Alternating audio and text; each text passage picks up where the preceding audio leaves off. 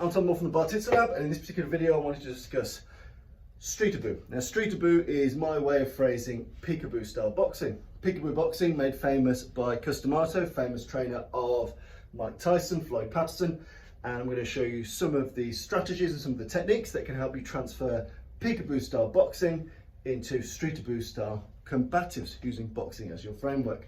So some basics to begin with, and there's lots of videos out there about this front section, so I'll be quick. Some characteristics in peekaboo and therefore streetaboo: it's about making sure that you are hard to hit and that hitting people is easy as possible for you. So the guard typically has the fists under the eyes, the elbows in, and the body inclined forward. A couple of reasons for this: we don't cover our eyes or get in the way of our eyes like other self-defense systems, because when you're in a fight you're already in tunnel vision. Why would I compound that by putting things in my field of vision? Even for a brief moment of time, something I can't see is much more likely to knock me out than something I do see. Even a bad blow, if you don't see it coming, it will knock you out. So making sure your eyes are open, they're aware, they're scanning, they're ready for multiple opponents, picking up the notion of weapons, they are there to protect you. So make sure they have the opportunity to do so. These are your watchtowers. Your fists are under your eyes and they're guarding your jaw. So they're guarding your chin here.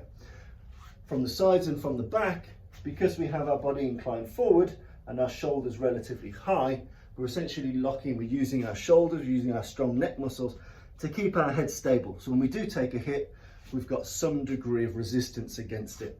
So if you do take a knock and you're in this streetaboo, peekaboo style, you can take it and crack on. If you leave your neck up high, you're essentially like a Pez dispenser, your head will shake and you'll be unconscious. So elbows are in tight, fists are under the eyes, body's inclined forward, okay? Nice and simple, keeping the eyes open and aware at all times. A lot of the art is about aggressive movements in, and to do that, you're gonna have to get through no man's land. No man's land is the point in which I can hit him and he can hit me, and that is a dangerous place to be if we're training artillery. So in peekaboo and therefore streetaboo, it's about getting in close. So a couple of the ways they do that is aggressive forward head movement. A couple of patterns in which they do that. There is the U-shaped pattern. So the head makes a U, dipping at the knees, dip at the knees, dip at the knees, dip at the knees. And again, this is about getting into the opponent so he can't gauge where my head is likely to be. 1, 2. I've moved in, my head's been relatively unpredictable, and now I can fire shots. So again, that U is very good for closing ground fast. You've got the V. The V is short and sharp. Now the V is often about making sure you're changing levels. So with the U, we're moving left to right, right to left. We're being hard to see, and we're trying to get around the opponent, trying to neutralize or hit him in blind sides. With the V, I want to make sure that if he thinks my chin's here, it's down there. And then it's up over here. You know, we're trying to punk the opponent. We're trying to make him think that the chin is in one place, where in fact it's in another. We're also slipping punches here very sharply. We're only just getting out of the way. Same with the U, we're only just getting out of the way. The main thing is to have dominant oppressive pressure on that opponent. Dominant oppressive pressure. Okay, and then finally you've got the pendulum. Now the pendulum uses the core, uses the stomach muscles, and goes left to right, right to left in a metronome style fashion. And you're really bending out of the way here. So if it doesn't hurt a bit, if it doesn't feel a bit uncomfortable, you're probably not moving enough. So you've got U stepping, you've got V stepping, and you've got pendulum. Boom, boom, that tick-tock motion. And these are to avoid being hit, so to get out of the way of punches, and also to make sure, even if you're not avoiding punches, that you're stepping in an unpredictable way to launch something with power from an angle that the opponent finds uncomfortable.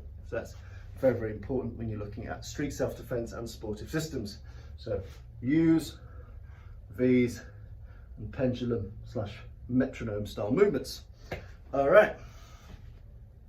Another important thing is about the footwork. It doesn't typically use the shuffle forward, shuffle backwards, pivot style footwork of amateur boxing. We're looking to get in, be oppressive, to be dominant.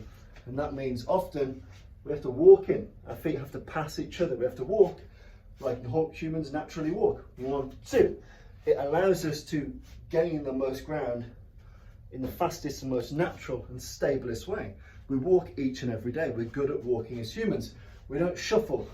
We don't shuffle into the kitchen, put the kettle on, shuffle over there, open the drawers. That's not something we do. We walk. We want to be balanced, we want to be stable. And again, with a lot of the peekaboo, it's about being stable enough to fire shots that really matter. It's not really about probing, it's about smashing. And so if we're looking at this from a street self-defense perspective, again, we're not probing. I'm not probing defenses, seeing how you respond to my jab or my flinch. I'm coming in to destroy. So again, important difference. That's why you get walking steps more often than shuffle steps. Being able to switch your guard doesn't really make much of a difference because the guard is so high and tight anyway. So if the right's forward or the left's forward, really makes no odds because everything is one consistent fighting platform. At this range, a hook is a hook, an uppercut's an uppercut. Even straights are straight, doesn't really matter. So you're using both tools right on top of the target. You know, I'm not keeping a tool away, both tools are coming in, which is very, very important. Okay, a very, very, very important principle of both peekaboo and therefore streetaboo, from my perspective, is being able to move and hit and move. Now, often you want to move just before you hit, because as you move to hit, the opponent might think that's a bloody good idea and try it themselves. So you want to make sure that where they thought your chin was, it no longer is. So even with a preemptive strike, I see too many people throw a preemptive strike and keep their head on line. The problem is that if he's also switched on, he might decide to attack me at pretty much the same time. So I'd always advise, if you are throwing a preemptive strike, move your head in a different direction to how it was when you started. If I decide that my preemptive strike is, say, a right-handed palm heel, boom, why should I keep my head exactly where he knows it is? If we've just done dialogue, if we've just done discussion, why should I keep my head here? I might as well move my head when I do it. That's not to say you want to give the game away. So obviously the hand moves first, but moving your head is an extra insurance policy and can be really conducive to setting up the next thing. So think about that when you're next doing your preemptive shots. Moving as you throw it can be very, very important. Don't get used to the power of just surprise. Surprise is addictive. Surprise is a drug, and people think, oh, I can be really cunning, use my talking hands, and then bam. But that's wonderful if the opponent didn't see it coming. If he does, he might chance a swing at you too. So give yourself that insurance policy of slipping down, of slipping right, of slipping left. Kind of sharp downward ducks is also the key signature part of peekaboo. So you see that in the V step, in the V slip, but you can easily just go straight down, boom, as if an elevator has just been cut. You see? Moving the head left, right, up, down, side to side. These are all things which keeps the opponent missing and guessing, and both of those things are very, very important. Okay, now we move to some of the strikes. Now again, many people feel unconfident in throwing bare knuckle strikes. Even people that have done a huge amount of boxing, as soon as they take the gloves off, as soon as they're hitting things that are a bit harder, as soon as they start to feel the real response of a face, as opposed to through, say, a 10-ounce glove, as soon as you start to feel how lumpy, bumpy and nasty and horrible a face is, you might decide that open-handed strikes are for you. Now, I'm a big supporter of both closed fist and open-handed strikes. In this particular version, I'm playing with the notion of streetaboo. You might have seen some of my other videos where I talk about 52 hands blocks boxing and how they train boxing in the penal system, and they use covers and all sorts of things that you might have seen. Now, what they do for training is slap boxing. So obviously we can't be in the habit, especially if they're two people training with each other. If you don't have the equipment, you can't just go punching each other in sparring. You know, it's against the rules. You'll find yourself having a bad time. What you can do is you can slap box. So everything you can do with boxing, you can do with your palms, you can do with your slaps, you can deliver with significant force, but you can A, train it relatively safely with very little equipment, B, get real-time feedback. But C, the unintended consequence of that is you can also use these techniques for combative self-defense. Often when we first hit people, that's our most nervous strike. All of our nervous energy goes into that first strike. And because our first strike is usually the most nervous, is the one that goes shit. It's the one that goes wrong. It's the one that you miss and punch him in the forehead as opposed to in the chin. It's the one that you get wrong. So if you think about it, if you want to make sure that the one you likely get wrong is the safest option for you, but still very bad for him, you might want to consider opening the show with an open-handed blow. Once you've got your wherewithal, then you could migrate and transition into knuckled boxing. A lot of people are too partisan about it. We're either punching or we're using our empty hands, but you can mix them up. You can go, you know, if I'm here and I feel this angle might be dangerous for a hook, throw a slap. If I'm here and I think I won't get the power, the damage from an open hand, boom, throw a cross, throw whatever you want. Don't get used to being a either or person. You can use closed fists, open hands, you can flow them in combinations together very, very easily, so make sure you do. So we're looking at streetaboo system. You got your elbows in, your fists up, your neck secure, you're moving your head, you're stepping in aggressively and sharply, and you're coming in at angles which the opponent finds dominating. Okay, so you're dominating the opponent, you're being impressive, you're getting into the space, and then you're smashing up. And so we're going to be looking at Customato's number system for punches, because you know most of us in the world are 1, 2, 3 is a left jab, a right cross, a left hook. Customato's got a numbering system which is very, very different because it suits the likely punches that match the peekaboo system. So we're going to be looking at how we can combatify some of those. So punch number 1 in the Customato system is the left hook. And what we're going to do, we're going to turn that into a left palm hook. So again, we're going to keep a nice right angle in our wrist. So we're going to, bear in mind we're in streetaboo, so it's always about move, hit, move. We're going to slip. We're going to use our hip, our shoulder and our feet to turn sharply with a 90-degree hook. So we're not slapping round, we're smashing the hook with a sharp right angle here with all of the authority that we'd put behind a normal hook. Okay? Like so. So move, hit, move. Okay? In this instance, I'm going to go bob, hit number 1, duck. Okay? We're going to move, hit the opponent, and if that hasn't done the business, my chin has moved to an opposite direction. I won't do that for all the videos because that'll make the video last forever, but if you are practicing at home, practice an initial movement, the attack, and then a movement or movements out the way, unless you keep attacking. That's another important thing. If you keep attacking, you can button bash, you can repeat if the blow is sufficiently stunning for that person. So blow 1, nice and simple. We move, we keep our hand, we keep our arm at a right angle, and we smash it into the opponent. I like this behind the ear, so it's hitting the jawbone, the blood vessels here, the artery here, and also the ear. I've got a good 3-part attack, so if it goes a little bit high, a little bit low, a little bit in, it's hitting something which is painful, debilitating, and injurious. So strike 1 in the Customato system, left hook, strike 1, streetaboo, tight palm hook. Strike number 2 in the streetaboo system and the peekaboo system is the right cross or the right hook. 9 times out of 10 it's the right cross. Now in this version, our right cross is going to take the form of a chin jab.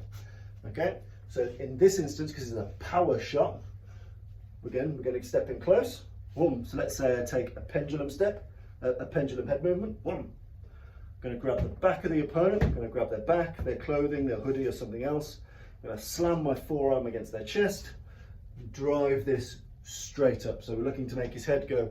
So we're going to hit straight underneath. So it's not a normal palm strike, it's coming sharply under, and we're aiming to rock his head back, and to stop him moving back, we're also going to get our hand in play. So we move, we grab, and we chin jab. So in lieu of a right cross, we've got this power chin jab. And then we move off. So sharply ramming that off. And remember, like I said, move, hit, move, or hit, move, hit. So if I'm not doing it in these videos, it's because I'm explaining, but get in the habit of moving, hitting, moving again. Very, very important. So strike 1 is sharp, heel of hand hook. Move 2 is an aggressive, driving forward chin jab. So we're smashing into the opponent, traditionally with the grip, and we're going to slam that forearm straight into the centre of mass, looking to tip his head back, shake his brain, and hopefully knock him over, knock him out, drive his head into the concrete. Okay, now strike 3 in traditional peekaboo is an uppercut to the chin. Now uppercuts are some of the punches that go horribly, horribly wrong sometimes bare knuckle. So what we're going to use the edge of the hand. If you were doing a chop, we're using that area you'd use to chop. We're using the exact same mechanic as an uppercut, but we're chopping the hand up and in. So it's not like splashing water into your face. It's like a short, sharp chop. So move from here. The body's still doing the same movement as the uppercut. I'm still circling my mass, still driving up from the floor, but in this instance, the chop is driving in to the artery, sides of the jaw, or the trachea, depending on where you are. So you move, we drive exactly the same way as if we're throwing a tight uppercut. That's the uppercut, that short, sharp chop. Punch 4 in that streetaboo peekaboo system is the exact same, but from the other hand. So we've got 1, 2, 3, 4. Let's try that again. 1, keeping that sharp right angle. Close the door. 1, 2, keeping that nice and tight, be very close to the opponent. And 3, that open-handed uppercut. 4, from the other side. So 1, 2, and again, get used to doing this in a phone booth.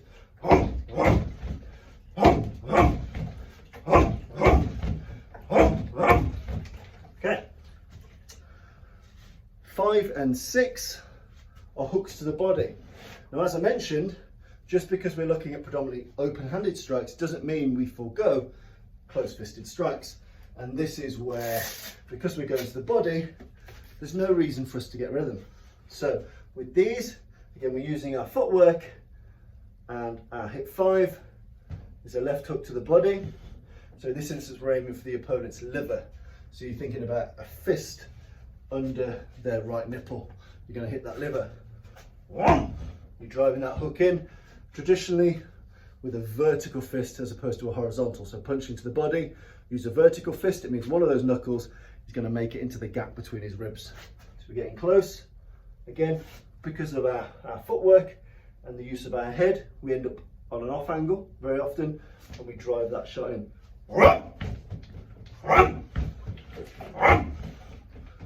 And again, once we've done that, we move. So we've moved, we've hit, and then we'll move off.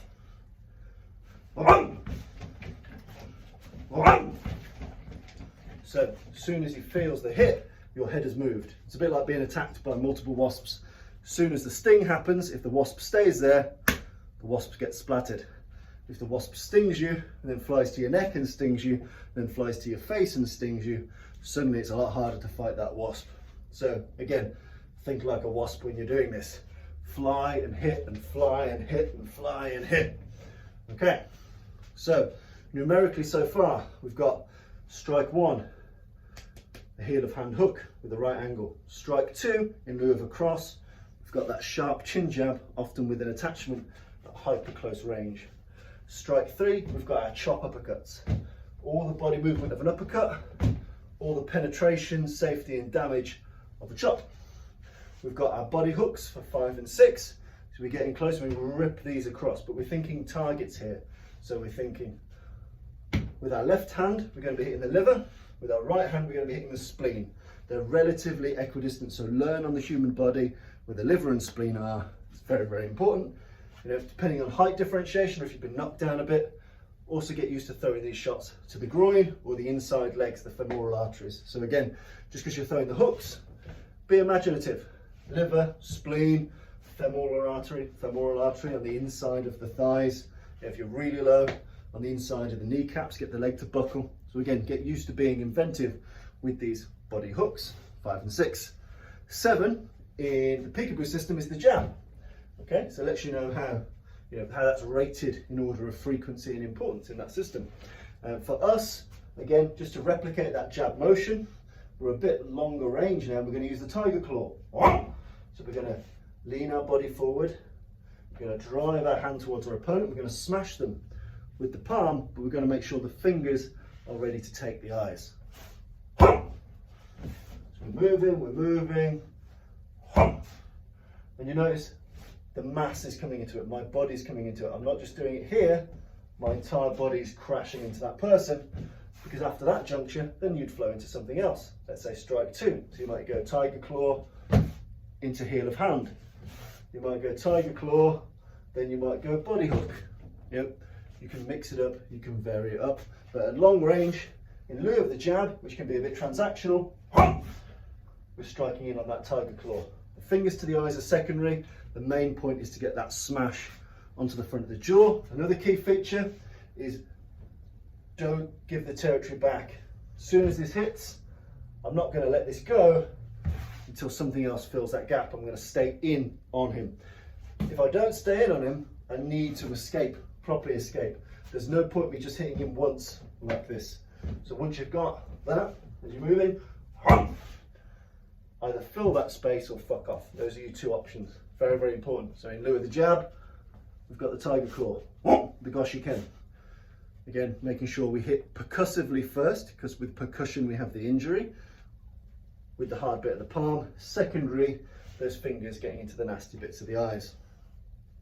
And then traditionally, 8, we've got a face smash. 8 is the hit to the body, and this can often be with the front hand or the rear hand. Often in the Customato gym, it's favoured with the thumb down, what we'd call a Slavic jab or a Slavic cross. So again, we dip, so we drop the body weight down, thumb down, and you hit the groin.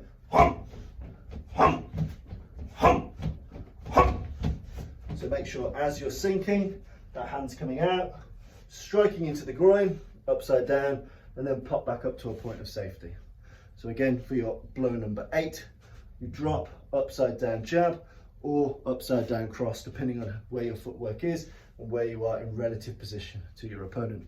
So to go back over those blows, Streetaboo is all about hands high, keeping the eyes as the watchtowers, always looking and scanning for threats. Neck is solid and ready to take impact. Elbows are in and we're inclining towards the opponent. We're moving our head unpredictably with U's, with V's, with pendulums, with ducks, and all manner of different motions, and we're mixing those up to not be predictable.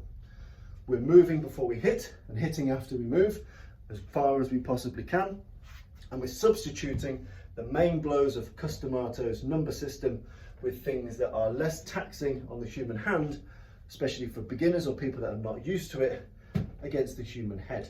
So blow number 1, hard right angled palm hook.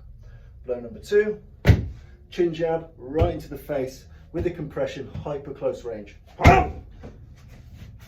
3, a chop uppercut. 4, chop uppercut. 5, hook to the liver. 6, hook to the spleen.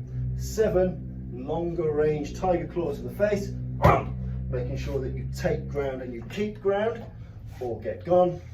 And then 8, we drop and we do this Slavic shot to the groin, to the kind of bowel area, to the bladder area. Anything like that is very, very painful, but we drop, thumb down shot.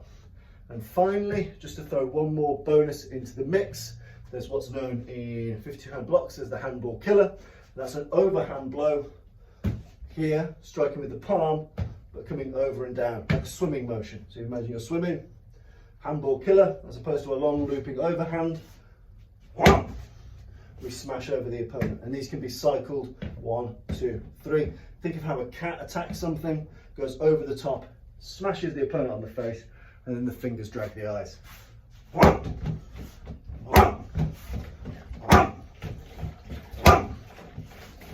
So in essence, you've got the 8 strikes of Streetaboo, how to apply boxing concepts to boxing based combatives.